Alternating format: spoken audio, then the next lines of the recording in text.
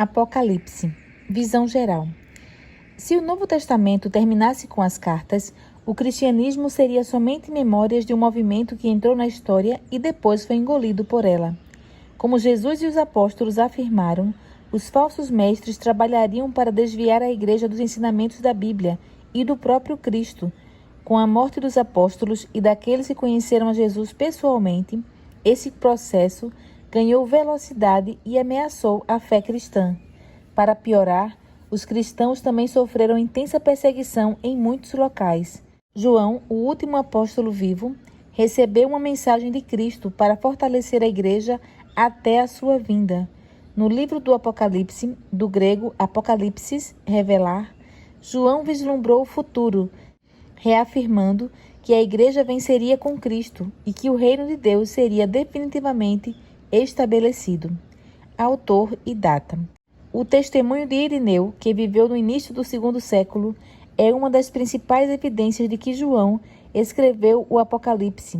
Ele alegou que o apóstolo recebeu a revelação ou escreveu o livro não muito tempo atrás, no final do reinado de Domiciano, que reinou de 81 a 96 depois de Cristo. Veja o livro Contra Heresias, capítulo 5, 33, escrito por Irineu. O estilo literário e alguns termos usados em Apocalipse, como a palavra de Deus, o relacionam ao Evangelho e às cartas de João. Mensagem. Por meio de elaborado simbolismo, o livro do Apocalipse transmite uma mensagem que deu esperança a muitos cristãos nos últimos 2 milênios. Seu significado só pode ser interpretado por meio de um conhecimento profundo da Bíblia e da história. O Apocalipse é o único livro do Novo Testamento que apresenta o Cristo glorificado em seu grande ministério no céu para o seu povo. Também mostra claramente o grande conflito entre Cristo, o Cordeiro e o Leão da tribo de Judá, e Satanás, o dragão, a antiga serpente, terminando com a vitória final daquele que derramou seu sangue na cruz. O Apocalipse também contrasta 2 cidades, Jerusalém e Babilônia, entre as quais o mundo precisa escolher. O Apocalipse pode ser dividido aproximadamente em 2 partes. A primeira fornece um panorama da história cristã. A segunda lança o olhar para o fim da história e a nova terra.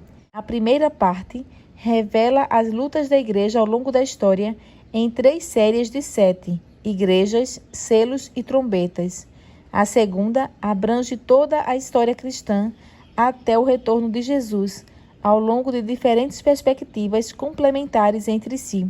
Atinge o clímax com uma tentativa final e global de Satanás de enganar o mundo.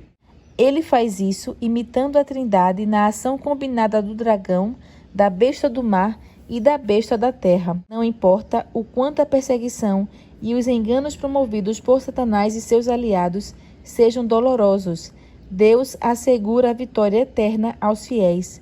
Na última hora, o mundo precisa ser advertido para a salvação de muitas pessoas.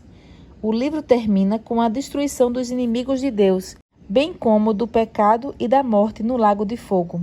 A terra é recriada, tendo a Nova Jerusalém como sua capital.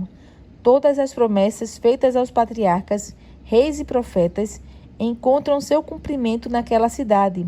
O reino de Deus é finalmente estabelecido e os redimidos vivem no universo completamente livre da presença do mal. A felicidade eterna está à frente. Uma festa de casamento está no cronograma. Cristo está vindo depressa. Assim, o Espírito e a noiva nos convidam a receber de graça a esperada água da vida. Que nossa resposta seja Amém. Vem, Senhor Jesus. Apocalipse 22, 20.